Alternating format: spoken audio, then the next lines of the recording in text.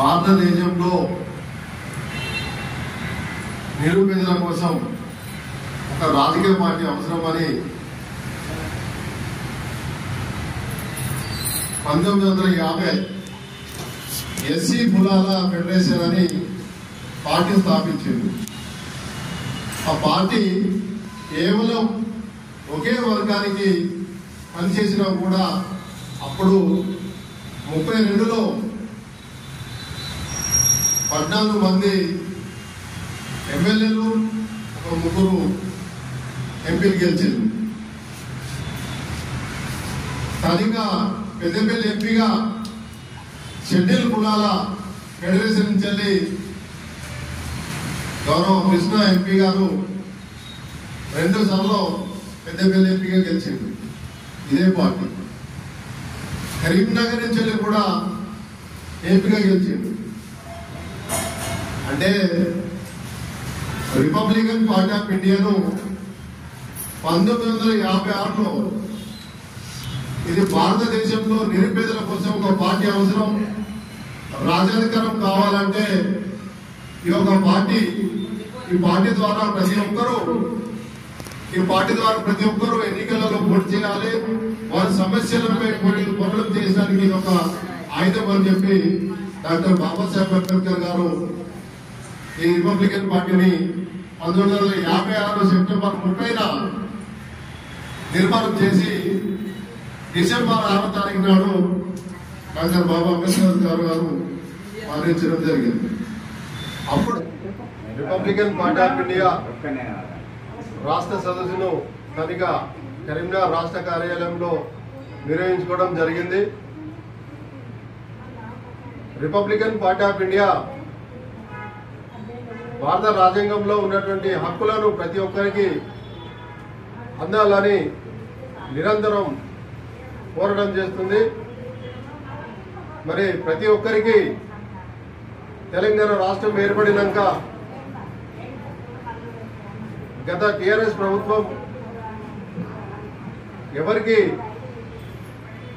ఫలాలు అందించలేక ఇబ్బందులకు గురి చేసిన సందర్భంలో కాంగ్రెస్ ప్రభుత్వాన్ని రాష్ట్ర ప్రజలు గెలిపించుకోవడం తర్వాత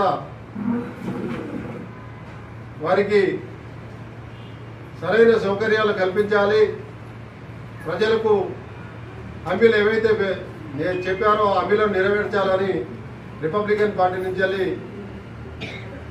రాష్ట్ర ముఖ్యమంత్రి వారికి విజ్ఞప్తి చేస్తున్నాం.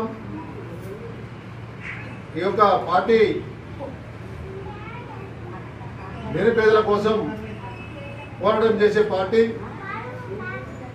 మరి భారతదేశ వ్యాప్తంగా మహిళలపై దాడులు జరుగుతున్న సందర్భం కనబడుతుంది. మరి ఈ యొక్క దాడులను తిప్పికొట్టాలంటే మహిళలు, ప్రజలు ఐక్యంగా ఉండి ధైర్యంగా ఉండి దాడులను తిప్పికొట్టుకోవాలని రిపబ్లికన్ పార్టీ నుంచి వెళ్ళి పిలుపునిస్తున్నాం. మరి ఈరోజు రాష్ట్ర సదస్సులో కొన్ని నిర్ణయాలు తీసుకోవడం జరిగింది. ప్రజల కోసం రిపబ్లికన్ పార్టీ నిరంతరం పోరాటం చేస్తుందని తెలియపరుస్తున్నాం. నా పేరు కుదాడి శివరాజ్, తెలంగాణ లేబర్ యూనియన్ రాష్ట్ర అధ్యక్షునిగా మరియు Telangana Republican party of India Telangana రాష్ట్ర అధ్యక్షునిగా కొనసాగుతున్నాను. ఎవరికి ఏం జరిగినా కూడా రిపబ్లికన్ పార్టీ అండగా ఉంటుందని తెలియపరుస్తున్నాను. Thank you. జై భీమ్. పేరెంట్స్ ఫీజుల పరంగా బాగా నష్టపోతున్నారు. దీని పరంగా రాష్ట్రం మన సీఎం గారు కానీ ఎవరైనా కానీ మనకు వాళ్ళు దీని మీద కొంచెం ఫోకస్ పెట్టి దీని గురించి నిర్ణయం తీసుకోవాల్సిందిగా కోరుకుంటున్నాం.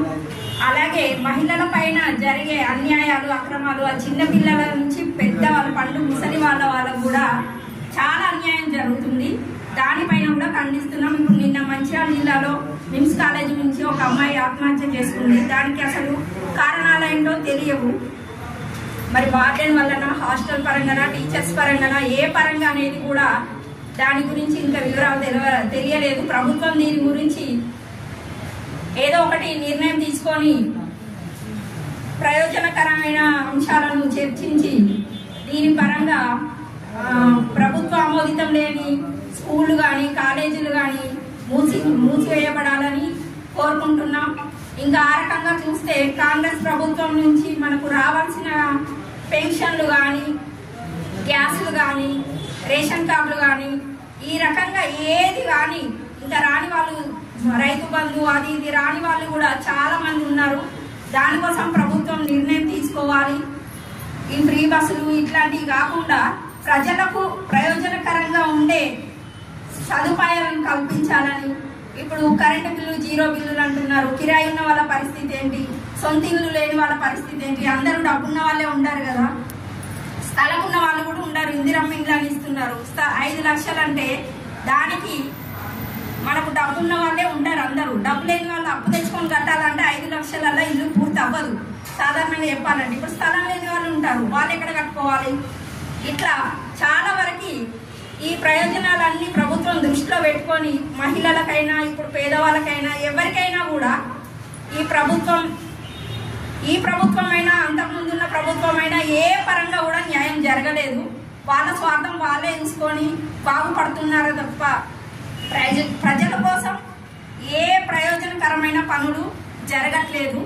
దీన్ని దృష్టిలో పెట్టుకొని స్టూడెంట్స్ పరంగా కూడా హాస్టళ్లలో కూడా అన్నంలో పురుగులు రావడం, కూరలలో పురుగులు రావడం, ఫుడ్ పాయిజన్ కావడం, ఇట్లాంటివి కూడా ప్రభుత్వం దృష్టిలో పెట్టుకొని వారందరికీ ఒక హెచ్చరికగా మా ఆర్పిఐ పార్టీ తరఫున మేము ఖండిస్తున్నాం. ఈ అవకాశాన్ని ఇచ్చిన మా ఆర్పిఐ పార్టీ సభ్యులందరికీ దాని బాగానే సమక్షలు, ఎన్నో సమక్షలు ఉన్నాయి. భారత రాజ్యాంగం పెట్టింది అంబేద్కర్ గారు. దాన్ని పాటించినట్టుగా ఏ విద్యార్థి, టీచర్లు కానీ, గవర్నమెంట్ కానీ, ప్రైవేట్ కానీ విద్యా సమక్షలు, అక్క ఫీజులు తీసుకుడు, అక్క ఫీజు తీసుకోడు, అలాగే దాడులు చేసుడు, పిల్లలు కానీ ఆడపిల్లలైన మరి ఆడపిల్లలైన దాడులు చేసుడు, వాళ్ళను అత్యధికంగా బెదిరించుడు, ఫీజులు కట్టుతూనే ఇల్లు రావాలి లేకపోతే అంటే వాళ్ళు బాధాకరంగా వాళ్ళు బిల్డింగ్ల వెళ్ళి తిరుగుడు, చనిపోడు. ఇవాళ కూడా మంచిర్యాల జిల్లాలో ఒక అమ్మాయి చనిపోయింది. ఆ స్కూల్ యజమాని బాగా టార్చర్ చేసేడు, దాని గురించి బాగా ఇచ్చేస్తాను. కానీ ఇంతవరకు కూడా ఒక్క విద్యార్థి స్కూళ్ళు రద్దు చేస్తే, ప్రైవేట్ స్కూళ్ళు రద్దు చేస్తే బాగుందని చెప్పి నేను కోరుకున్నాను. మళ్ళా వాళ్ళకు ఫీజులు అందకపోతే పిల్లలను నిలబెట్టుడు అదొకటి.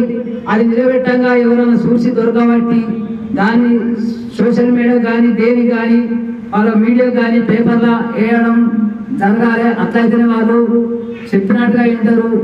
వాళ్ళు ఇక యుగ నుండి వినరు, వాళ్ళు చేస్తూనే ఉన్నారు, నష్టపోతే ఉన్నారు. ఇప్పుడు ఒక అమ్మాయి కావాలంటే ఒక 30-40 లక్షలు పెట్టైనా ఖర్చు పెట్టైనా కానీ పిల్లలు లేక ఇప్పుడు వాళ్ళ బాధ ఏంది, వాళ్ళ బాధ కారణం ఏంది, వాళ్ళ కథ ఏంది, వాళ్ళ బాధ అన్నది ఇప్పుడు అమ్మాయి ఎంత ఖర్చు పెట్టినా అంత రాదు. ఇప్పుడు వాళ్ళు ఎంత డబ్బు ఇచ్చినా రాదు. కానీ లంచాలు తింటాను.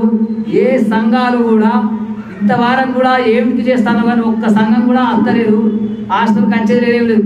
అందరం మీటింగులు పెడతాను, అందరం పేపర్లలో పడతాను. అదే కానీ కాసార్థమే కానీ దాని ముందుకు పోయి ఇంతకుముందు కూడా నేను ఒక లేబర్ ఆయన చచ్చిపోతే నేను ఒక్కరిని పోయి సంఘాలన్నీ తిట్టినా అప్పుడు కూడా. ఇప్పుడు కూడా ఇవాళ నాకు టైం లేదు. ఇవాళ గవర్నమెంట్ హాస్పిటల్ ఇవాళ కూడా పోయేది ఉండే కానీ ఇలా పెద్ద ఎత్తున కార్యక్రమం పెట్టుకున్నాం కాబట్టి రాష్ట్ర వ్యాప్తంగా దాని గురించి రావడం జరిగింది. అందరికీ మీటింగ్కి వచ్చిన వాళ్ళందరికీ ధన్యవాదాలు. ఓకే,